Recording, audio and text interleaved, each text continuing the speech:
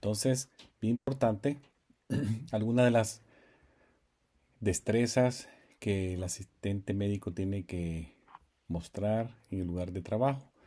Tenemos las destrezas de comunicación, el comportamiento ético, sabiendo lo que es correcto e incorrecto, una buena apariencia y actitud hacia el paciente y hacia los compañeros de trabajo, y siempre mostrar una disposición a la educación continuada, al aprendizaje continuo, que nunca se detenga ese flujo de conocimiento a través de la experiencia y la lectura y capacitándose continuamente.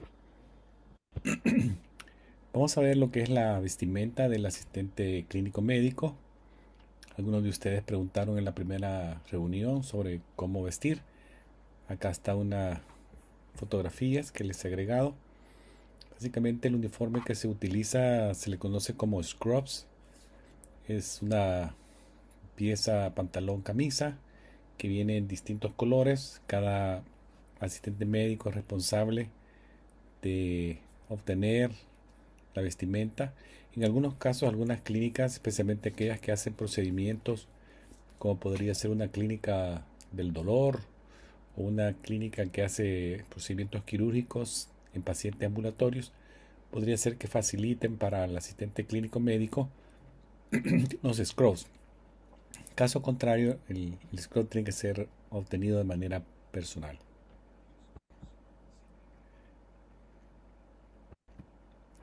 El costo de un scrub, digamos la pieza de pantalón camisa, podría andar en un costo de 30 a 40 dólares por set. Siempre es bueno tener a disposición varios sets de scrubs para la semana. Aquí les muestro algunos scrubs en la fotografía para que ustedes tengan una idea.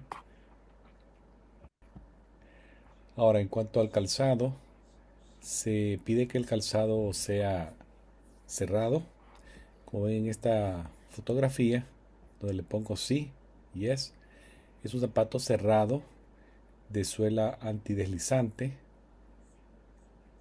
a diferencia de las fotografías que están en la parte inferior, en donde se puede ver que están los crocs.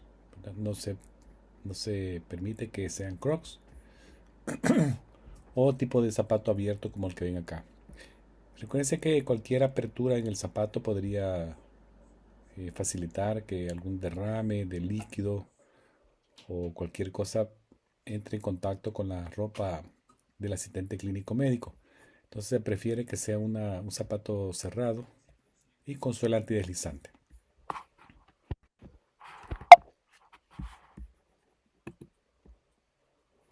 Ahora vamos a ver sobre lo que es el cabello. El cabello tiene que estar agarrado hacia atrás, lo ven en la fotografía, agarrado hacia atrás. La joyería también tiene que ser bien limitada, lo menos posible. Aquí aplica el adagio, lo menos es mejor. Tiene que ser muy limitada la joyería, especialmente lo que es los anillos en las manos, ya que durante el día continuamente nos estamos lavando las manos, nos estamos colocando guantes, poniendo, quitando guantes continuamente, y también haciendo uso de alcohol gel o lavarse con agua y jabón, y eso podría ser una predisposición a una zona de contaminación. Entonces lo menos es más, ¿verdad? Ahora vamos a entrar ahora a otro detalle con lo de las uñas que se me había quedado es el tamaño. Dicen que más o menos tiene que ser un tercio de pulgada de largo de uña, lo que más o menos sería al borde de la yema de los dedos, y eso nuevamente para evitar perforaciones de los guantes. Les mencioné lo de los anillos. Algunas guías también hacen mención de las aretes y cadenas. Todos estos artículos de joyería podrían albergar microorganismos que constituyen como fuente potencial de contaminación para los pacientes, especialmente en aquellas áreas donde, por ejemplo, hay heridas quirúrgicas, postquirúrgicas, todo eso. Entonces, también el esmalte de las uñas tiene que ser muy, muy disminuido, ya que el esmalte también se puede despostillar con gran facilidad, formar fisuras y ahí albergarse microorganismos que también pueden ser contaminación potencial para heridas quirúrgicas. Siempre yo les traigo a mención que tienen que revisarse las manos todos los días para comprobar que no hayan heridas, abrasiones, cortes en la mano. Hay que hacerlo cada mañana, cada tarde, cuando ya nos retiramos del trabajo y estar muy atento al cuidado de nuestra piel de las manos, ¿verdad? Siempre las uñas, los bordes, todo eso, estarlo vigilando de manera continua. Ahora, con el profesionalismo, ya hablamos un poco de lo que es la apariencia. Al principio hablamos de lo del calzado, la vestimenta, el scrub, el cabello. Ahora vamos como el comportamiento, ¿verdad? Más o menos qué define el comportamiento profesional de un asistente médico. Ahí les muestro algunas características que son muy mencionadas en las guías, que son: el comportamiento debe ser profesional, la manera de comportarse en la oficina tiene que ser así igualmente, ya que estamos haciendo un servicio al público. La apariencia profesional proyecta confianza e incrementa esa disposición del paciente a trabajar con nosotros en el ambiente médico.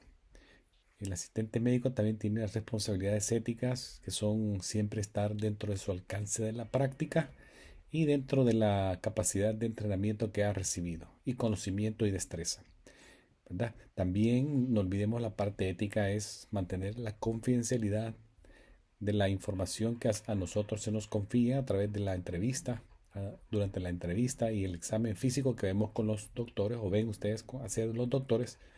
Siempre hay que mantenerse muy en alto el honor de la profesión, ¿verdad? Siempre es importante. Otras características ahí que se mencionan en la lista que tienen enfrente a ustedes, dice carácter. El carácter está relacionado a lo que son los valores éticos y morales de cada individuo. La honestidad se proyecta a través del actuar profesional en el alcance de la práctica. Toda vez que ustedes los contraten, siempre hay una descripción del puesto de trabajo cuando los contratan. Básicamente esa descripción del puesto de trabajo es lo que es el alcance de la práctica. Lo que se espera de mí, eso hay que dar, ¿verdad? Ni más ni menos, porque básicamente es cuando usted hace la descripción de su puesto de trabajo, está haciendo para lo que fue contratado. Ahora, lo que sigue en la honestidad es la confidencialidad. Esto lo vamos a hablar con más detalle en la semana que toquemos el tema de HIPAA, en donde se habla de comportamiento ético, confidencialidad de la información del paciente, cómo manejar la información del paciente de manera segura y siempre teniendo en consideración que no sea observada por personas extrañas a nuestro caso. Entonces la confidencialidad es muy importante. Ahora, por último, tenemos acá en la lista la tolerancia, que básicamente la tolerancia es un concepto que dice que es el deseo de mostrarse en disposición de aceptar las creencias y prácticas de otros. Esta es una característica muy importante de todos los profesionales de la salud, de los que trabajamos en el área médica de la salud. Entonces, la tolerancia le va a permitir a todos los que trabajamos en esta área y ahora ustedes que están formándose como asistentes médicos para trabajar efectivamente con sus compañeros de trabajo y pacientes. No olvidemos que Estados Unidos es un país multicultural, internacional, en donde pacientes y compañeros de trabajo van a tener diferentes religiones, orígenes étnicos y también diferente bagaje cultural de donde ellos proceden. Entonces, mostrar disposición a aceptar esas creencias y prácticas es bien importante en el trabajo diario. Ahora, en cuanto a las responsabilidades en el lugar de trabajo, se hace mención de que siempre hay que tener buen manejo del tiempo, ponerse siempre objetivos de trabajo, priorizar labores del día y analizar de manera efectiva en qué forma hago mejor uso de mi tiempo con los pacientes que tengo bajo la responsabilidad de cada quien. Entonces es una actitud muy importante del asistente médico durante su trabajo diario. Una expectación que tienen los que lo han contratado y también una expectación que tienen los pacientes hacia él, ¿verdad? Es uno mostrar esa disposición de hacer eso de manera profesional.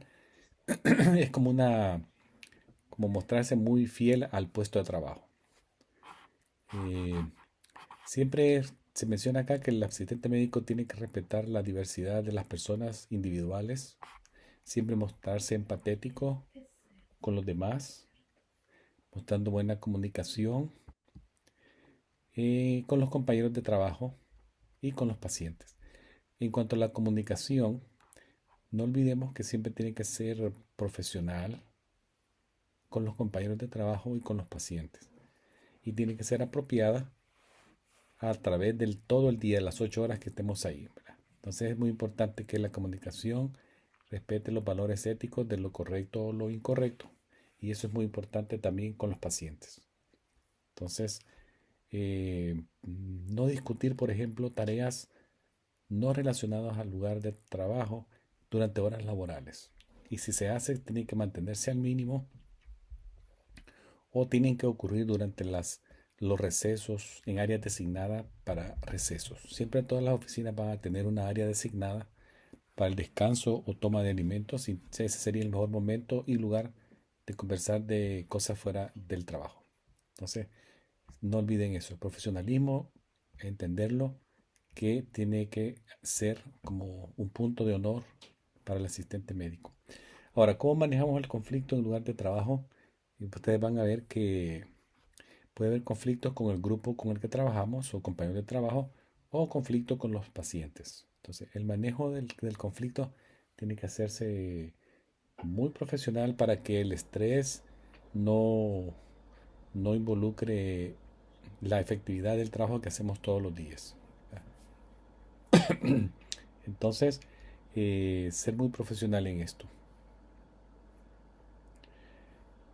Siempre mostrarse dispuesto a conversar primero de manera con una actitud positiva con los compañeros, mostrar profesionalismo todo el tiempo, eh, no dar entrada a conversaciones negativas, no asumir algo que no hemos visto o que no somos parte de la discusión. También recordemos que si un conflicto se sale de nuestra área de resolución, siempre hay una situación donde podemos hacer que ingrese el supervisor o la persona inmediata a nosotros para que nos ayude a resolver el conflicto. Siempre pongamos límites profesionales a nuestras actividades diarias. Ahora, con los pacientes casi es igual el manejo del conflicto, pero siempre mostrémonos con una actitud positiva, recordando que la mayoría de veces, si el paciente, algunos llegan molestos, muchas veces no va dirigido hacia nosotros, puede ser una reacción hacia una experiencia pasada que ellos han tenido en la clínica o en otras clínicas, o una experiencia de vida. Mostremos profesionalismo todo el tiempo, escuchémoslo con atención al paciente, validemos lo que el paciente dice, seamos empatéticos y no prometamos resolverle los problemas al 100%. Acá están unas pistas de comunicación profesional que dice que debemos de siempre escuchar activamente, hagamos buen uso de preguntas abiertas más que preguntas cerradas. Más adelante les voy a dar unos ejemplos de eso. Hablemos claro y conciso. Y ya más adelante también les hablo un poco de la etiqueta del teléfono, cómo hacer el buen uso de la etiqueta del teléfono. Ahora, en esto de la comunicación verbal y no verbal, es algo que también lo vamos a mencionar, que se ve mucho en las clínicas, y es cuando hacemos, por ejemplo, la comunicación verbal que está en la primera parte de la positiva, dice, es aquella que sucede de forma oral, ¿verdad? Cuando conversamos con alguien, y la escrita también entra como verbal. Las dos, oral y verbal, oral y escrita son comunicaciones verbales. Ahora, la comunicación no verbal es aquella que no incluye los dos ejemplos anteriores y también nos puede proveer información adicional a lo que estamos escuchando o leyendo.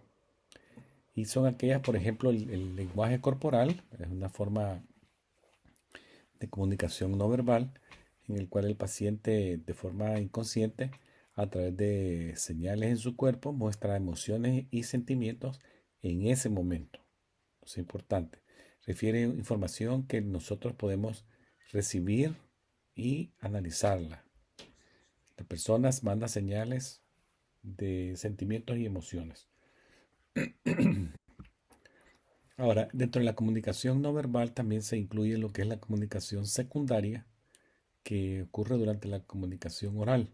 Y esto tiene que ver, por ejemplo, con el tono de la voz, el volumen de la voz, la cualidad de la voz. Entonces nosotros podemos percibir del volumen, del tono, de la calidad de la voz, si una persona está molesta, está satisfecha o se está mostrando indiferente. Esa es la comunicación secundaria. Ahora, otra forma de comunicación secundaria no verbal, tenemos lo que son las expresiones faciales, las expresiones del rostro y posiciones del cuerpo. Estos también son claves de la comunicación verbal que hay que prestarles atención cuando estemos con los pacientes.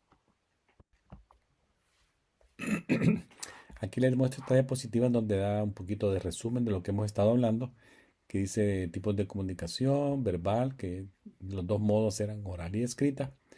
Y la comunicación no verbal, habíamos dicho que era el lenguaje corporal, la comunicación secundaria, que incluye expresiones faciales y expresiones de posición de cuerpo. Ahora, en cuanto a la comunicación con los pacientes, familiares y otros personales de salud, vamos a iniciar con lo que es la comunicación eficiente con los pacientes. El paciente tiene que saber que la persona, por ejemplo, en la recepción de la oficina, ya sabe que llegó. Entonces eso lo hace con un saludo, inmediatamente sea posible hacerlo. Así la persona está atendiendo una llamada, puede hacerlo de forma de su mano, mostrarle que se siente y ya lo va a atender. Entonces siempre saludemos al arribo de la clínica, mantengamos esa área de espera ordenada y luego vendrá la comunicación no verbal si es necesario hacerlo de manera de señales. En cuanto a las destrezas de comunicación, acá les menciono algunas características del del que está escuchando bien. Siempre tratemos de hacer contacto de cara a cara. Si es posible estar en la misma altura, de silla a silla, no estar en una posición hacia arriba, viendo hacia abajo, sino que viendo a la persona de rostro. Tener buen contacto visual, responderle a la persona las preguntas o dudas que ella tenga y podemos hacer uso del parafraseado. El parafraseado es cuando nosotros escuchamos el mensaje de una persona y en nuestras palabras se lo repetimos. Es una forma excelente de hacerle saber que lo estamos escuchando. Ahora, la última que dice clarificación de la idea. Esta se hace para asegurarnos que entendimos el mensaje. Podemos adicionar preguntas. ¿Es esto lo que usted me quiso decir? Y le digo mi idea. ¿Verdad? Entonces, también el silencio que no aparece ahí es otra destreza que se puede ocupar y es un mensaje muy poderoso cuando hacemos una pausa y dejamos que el paciente se exprese de manera más amplia. Aquí les dejo algunas intervenciones que hacen algunas clínicas para el buen manejo de la entrevista y la historia de salud. Por ejemplo, algunas clínicas tienen lo que se llama para mantener privacidad en el área, ponen música a bajo volumen o lo que le llaman ellos como el sonido blanco y tratan también de mantener el ambiente lo más confortable posible para el paciente en temperatura y área donde sentarse adentro. También siempre se trata de que el paciente esté completamente vestido hasta el momento del examen físico, si es necesario que él se quite una camisa o utilizar un gabachón, un gown, pero no tengamos al paciente desvestido desde el inicio de la entrevista porque se puede sentir un poco incómodo. Y nuevamente el contacto visual durante la entrevista, escucharlo activamente, poner al paciente relajado, que no se ponga tenso y utilicemos un tono en la conversación que eh, estimule al paciente a dar respuestas. Siempre demos la oportunidad de agregar comentarios, hacer preguntas.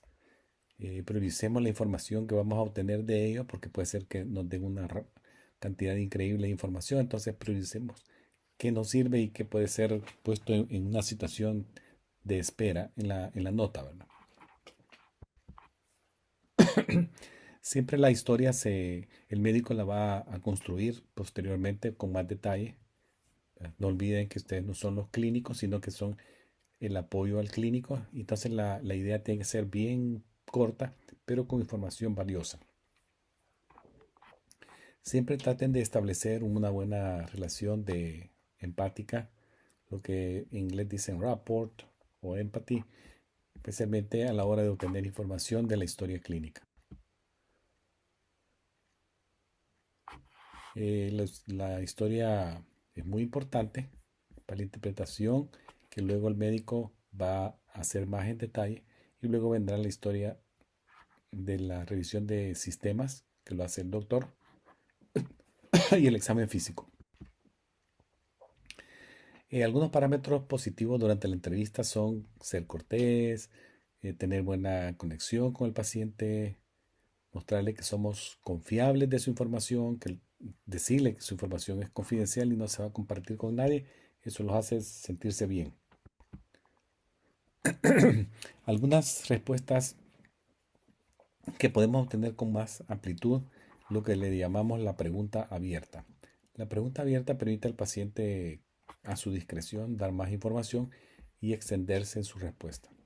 Las preguntas directas son muy específicas y casi es del sí, el no, mucho, poco, tal vez, sí. Entonces, tratemos de abrir un poco más la oportunidad del que el paciente exprese más información. Si el paciente no entiende una pregunta, siempre recordemos que le podemos facilitar dándole un poco de estímulo, ¿verdad?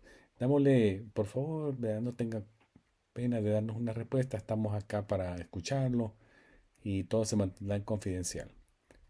Repetir algo si no estamos seguros que eso fue lo que él dijo, repetírselo y clarificárselo, ¿verdad? ¿Fue esto lo que usted me dijo? Preguntárselo. Empatizar es mostrar entendimiento y aceptación del problema. Tratemos de evitar la confrontación, ya que esto aumenta el comportamiento del paciente y lo pone como en un modo de agresión o de rebeldía. Entonces, tratemos de no confrontar con el paciente.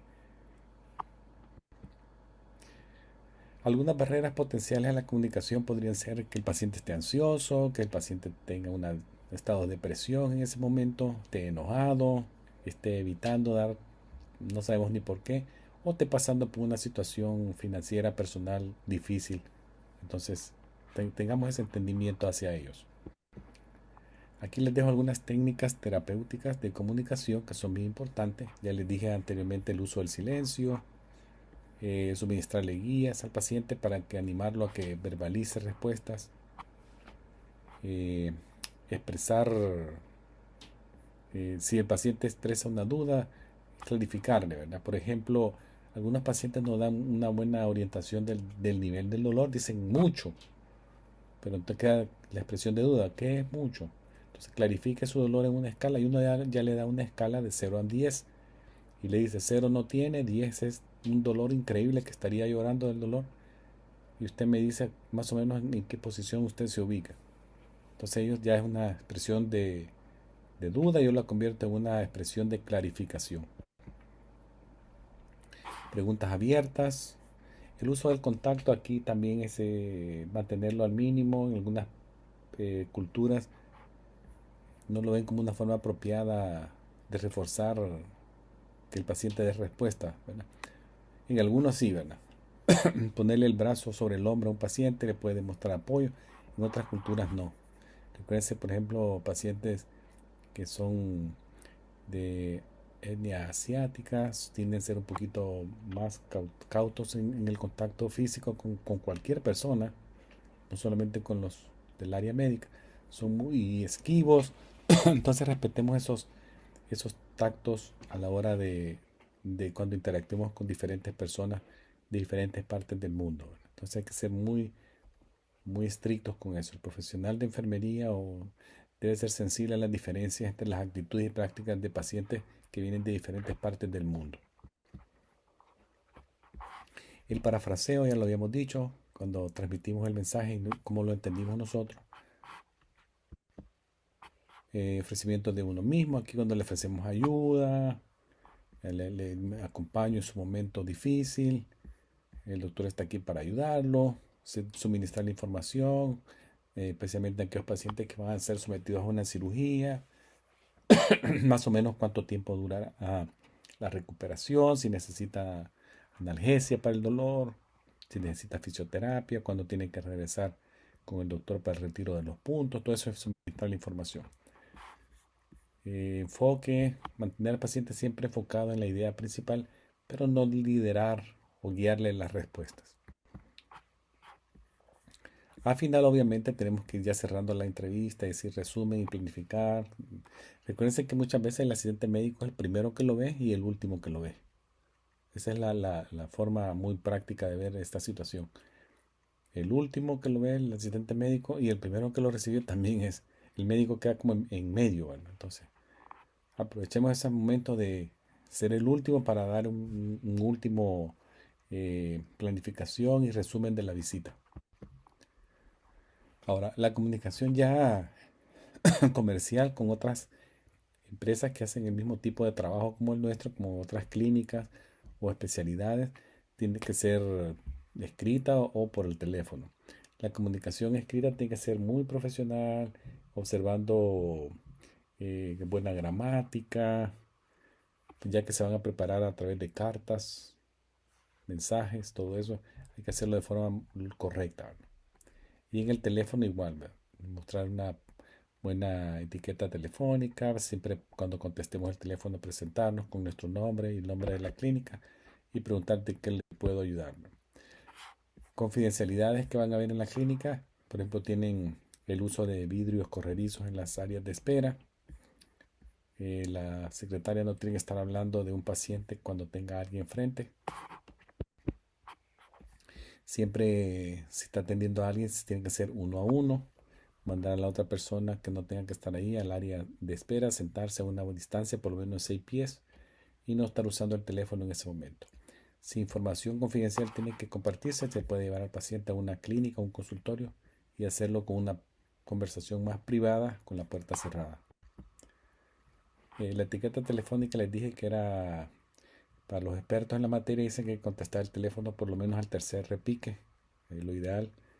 Así no se puede inmediatamente, puedo poner al paciente en espera, pero le tengo que preguntar su permiso, si puede esperar. Luego le puedo contestar la duda o pregunta, o si se extiende la llamada con el primer paciente, entonces le llamo posteriormente.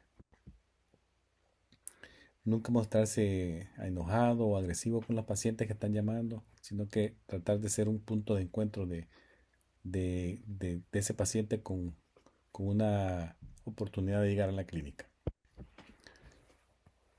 Bueno, esto es lo que les traía de profesionalismo. Si ustedes ven, son generalidades en el trabajo cuando hagan la práctica. Ojalá tengan la oportunidad de hacer una práctica en alguna de las clínicas que el doctor les dijo que había disponibilidad de hacerlo, para que vean esto ya en el mundo real, cómo es que sucede ya en la práctica. Yo siento que sería una valiosa oportunidad si ustedes pueden ir a hacer un número de horas, si es posible hacerlo, para que vean ya cómo es en la vida real todo esto.